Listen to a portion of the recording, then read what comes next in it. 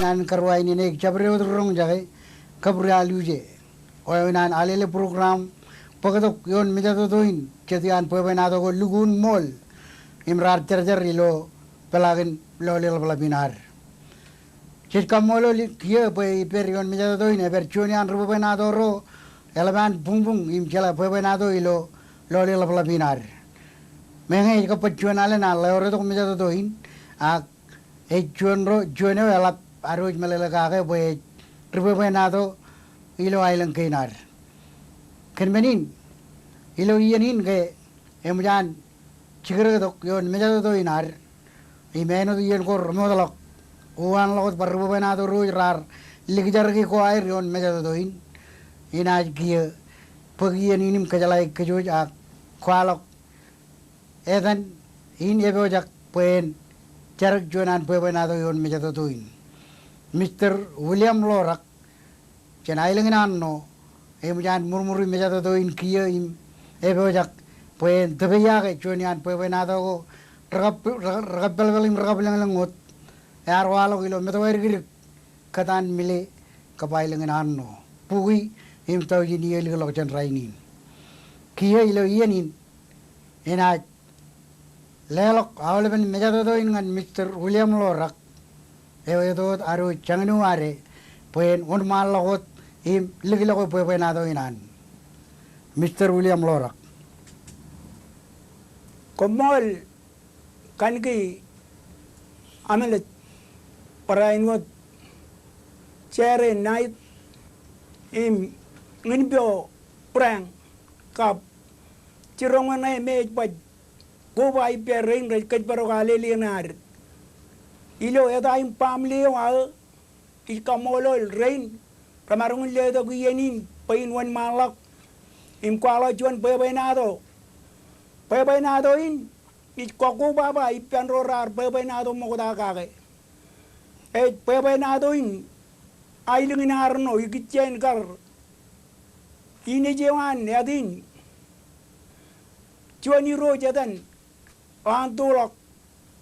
kerar cerangan mile em taning yang jan mile ebung lau juan kedo matan kedo kan emeralap ela bunguder ebung de lo piadin chen bai lo choda em ela bungut wan e jorran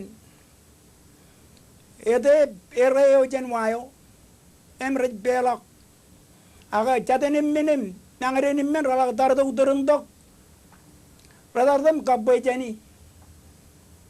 edani menen ilo ay pailo kajinetto juju ilo mato ragabbe jani ay jirong lo ala bruj mai mino mejedein kamu ilo tayang gej emat juang lalat edanin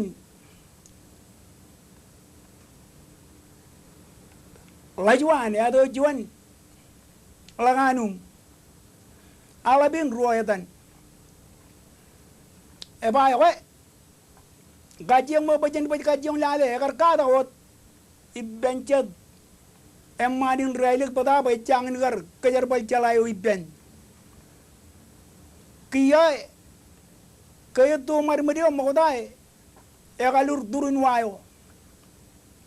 lagmet e ga bo diri ujum galing yigi poence bo ala ko piago menin gwagurai mama ga jenan do marmari ko ela do marmari ko kaya gammane wayo eji mujan do inogo agiyara kan lo inogo or juan ro nair kan gi inogo bungin ga do yo galo lagi lulu ya do marmar kiya ya kan kayangen juan lagi lulu ya do mujai riwai ruji wayam gagang redok ijo ko mergar chorren yi edal mulai ri la wayo ejarak ela jarak giye mujan gebe juan airman ruoj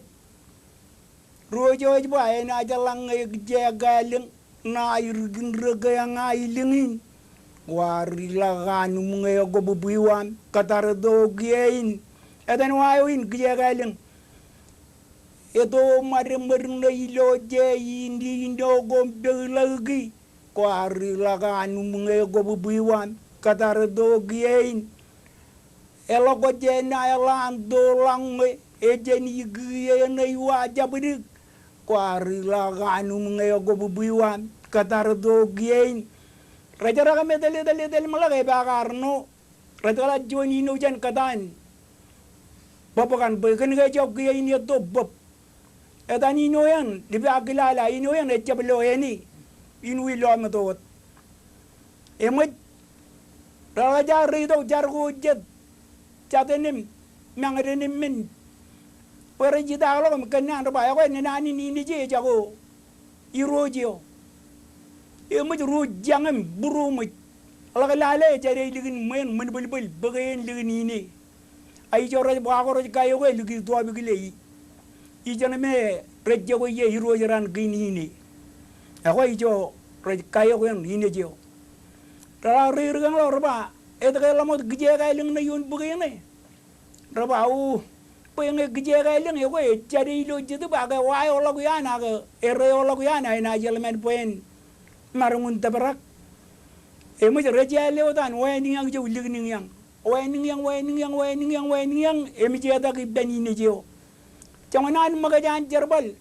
jangan bore me ari ni jeo ara muda ka lago tae jida ka lago ligir kiya ga jida ka lago jargo yuru je ka bena go lago to kom tiang di ke robro mu ja ka rakal lam na na je ka jago e mu je me de ka bal lago roji ni ang eri ni na jalang e je galing na ir gindra ga yang ai ling ni mo gin roj buru mu jim jang ke raja ka burung roji la ka din roji bair ranga ko roji ni gal pa jair je menu dwa ko je menu rakar gine roji eri ni rajang jala ke yo rodo ya ni lok em rojang di do ni edal redalem je blak longan makan em beri e ko pelene boy ijo ya Allah managin kwala ko ilo boy na doi boy a juda gi je che biroro juan juda gi beni juda kan baj gijen mi je ga kamolol baru dia rein ragalle do kirga ga yen pain marun kwala wa ini gi Komol Mr. William Lorak ilewan realo kabrong jage amo kamololio ke pepenadoin echuan pepenado alaman lajurum bungbung ilo pelangin majelin ijoge armik rarong jage rong jab eker jab lugu ligiyo awle kagarere ko kap aleo keduan kebelaguin agar maniro labi lantolok em laganu magar kamar merilo medogen calakoan haja jakap lukun rong jage ligiyon ilo iyenin ke ko Mr. William ko tebe yagayon mejadodo elaba kamolo le alele program aga jigin ket parugina lalina roena bak awle ben review pebenado man moninim e lu em ke baruge yumun ebebel nang kana yo rej berodo elgina am kar kajme em kamon kokku baba yon mejadodo ilo edan program in giya kami lewat amnanin kamolo le em ena je chalok katidak eman program in katidak kinege em jam tebe yaga awle men ko ina katidak em ru awle bem alikar ilo edan program in komol em kami katidak nge konaj war chojum chebalagadok yon mejadodo in em por kwalo jet pebe nado ko edok limo in alele in kajbarui ilo chikin kajbarui nam komolot